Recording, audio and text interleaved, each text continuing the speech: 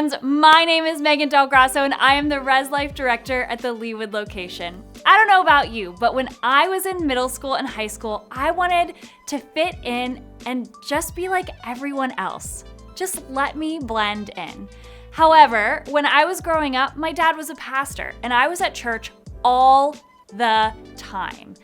Faith was a huge part of who I was and how my family lived. And I thought everyone lived that way. Then the older I got, the more I realized that the way we prioritized our faith was different. And being different from everyone else became inevitable. One of the rules in our house was that I was never allowed to miss church or Sunday school on a Sunday morning unless I was sick. So whenever my friends would have sleepovers on Saturday nights, I would either have to skip or leave really early in the morning. I remember begging my mom to break the rule just one time, please let me stay with my friends the whole night. I don't want to wake up early, let me have breakfast with them. And it wasn't just sleepovers. In high school, I was a dancer. It consumed most of my time. But whenever there was a rehearsal that overlapped with worship, I wasn't allowed to go. Or I had to go to rehearsal late. I would ask for parts in the shows that weren't opening parts because I might have to be late. Nothing in our house was prioritized over time in worship. I would either have to skip the rehearsal or attend a worship service at another church that had a time that fit my schedule better.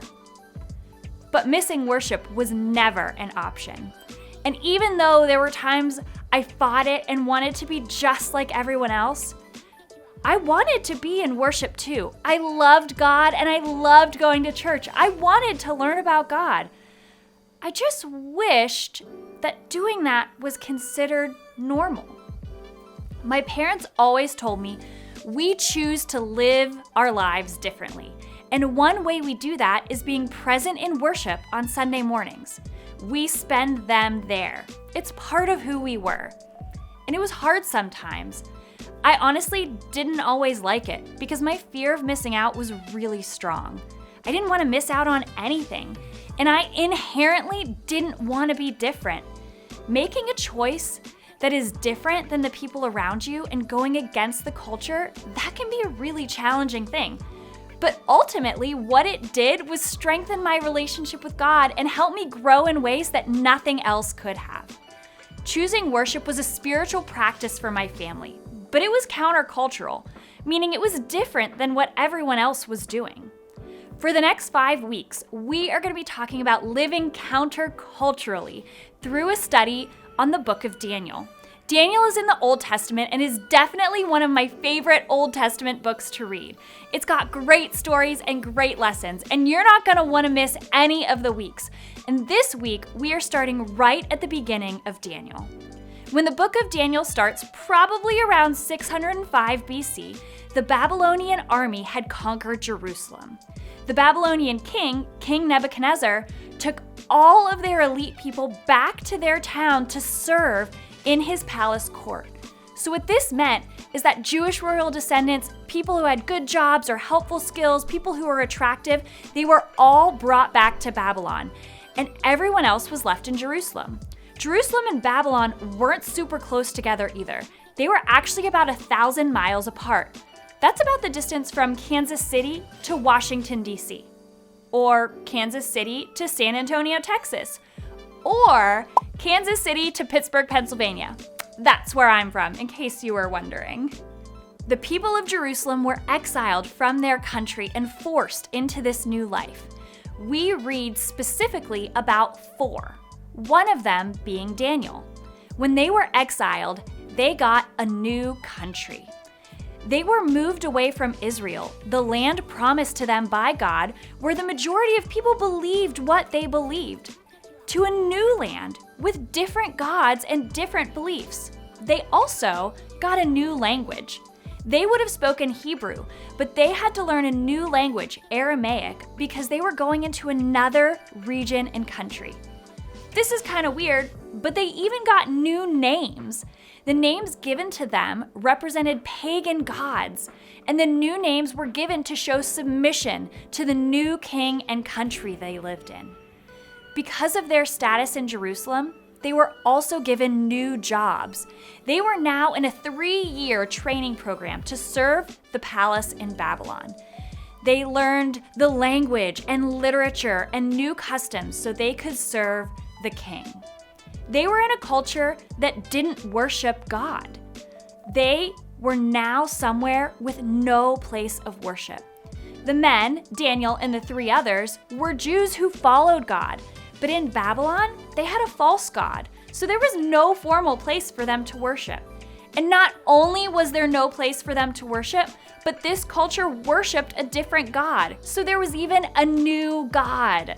Daniel and the other Jewish people worshiped God, but the people in Babylon worshiped a false god they called Marduk, who they believed to be the god of cosmic order. And as if there couldn't be any more big changes, they also had new food rituals. The food and drinks they gave them as a part of the palace ritual had first been offered to the pagan god Marduk. The food was offered up to idols, and a portion of the wine was placed on the pagan altar. As men who lived their lives committed to God, they were moved into a place that had no connection to God at all. But the food was where Daniel drew the line. What Daniel does in the first chapter is stand up to the chief official and say, "No, I am not going to live the way you want me to." Daniel chapter 1, verses 8 through 10 tell us this about Daniel's reaction.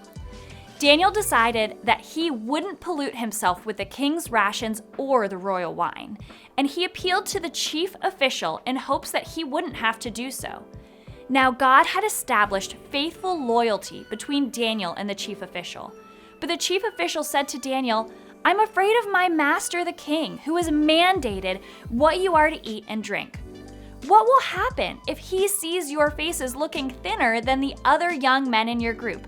The king will have my head because of you." So here, the chief official doesn't want to go against the king's orders. And that's a pretty fair point, to be honest. He was protecting himself and his life. But for Daniel and his friends, it isn't about following the rules or breaking the rules. It isn't even about saying no to the king. It's about choosing to follow God. It is about his relationship with God. He has been shifted into a culture that has disregarded the God Daniel believes in. His name and the food he is offered reflects a faith that is not his own, and he rejects it. Daniel steps out boldly and makes a choice to live differently, to prioritize God in his life and live counterculturally. Refusing the food is an act of worship for Daniel. It's a spiritual practice. So what happens next is Daniel convinces the guard to test him and his friends for 10 days on a diet of just vegetables to see if it makes them weaker or if it looks like they're sick. Then they agree that they will begin eating the king's food again. It's an act of faithfulness on Daniel's part, showing that he's committed to God. So the guard goes along with their plan and tests them for 10 days. And you know what happens? They're skinny and weak and sick. No, just kidding. They eat their vegetables for 10 days and they look stronger and healthier than anyone else who wasn't eating the food. And the Babylonian chief official decides to put every person on this vegetarian diet. Daniel chose to live differently, not because he didn't like meat or because he didn't like the food. Daniel chose to stand out and stand up for his belief in God. Over the next 5 weeks, we will see how these men rose up in leadership in the Babylonian kingdom because of their faithfulness to God. They were in a society that didn't believe in God, but they weren't going to give up their spiritual practices. The Jewish people had lost a lot, but they hadn't lost God. They were holding tight to their faith, and they weren't going to let even the king of Babylon determine how they practiced their faith. They chose a life that was countercultural. So what does living counterculturally look like for you? I'm not suggesting you skip sports or hobbies or rehearsals. I'm not even suggesting you give up meat and become a vegetarian unless you want to. What I do want you to consider is what it means to prioritize a spiritual practice in your life, just like Daniel did. Maybe for you, it's watching one less Netflix show and taking that time to read your Bible, pray, or talk to someone about God. Maybe for you, it's making a choice to come to worship or Rezlife or Sunday school every week. Maybe it's listening to worship music on your way to school in the morning. Maybe for you, it's choosing to walk away from conversations that are unkind or filled with gossip. There are ways that we can live counterculturally every single day that give us an opportunity to honor God and our relationship with God. My challenge for you this week is to consider how you, like Daniel, can choose to live counterculturally.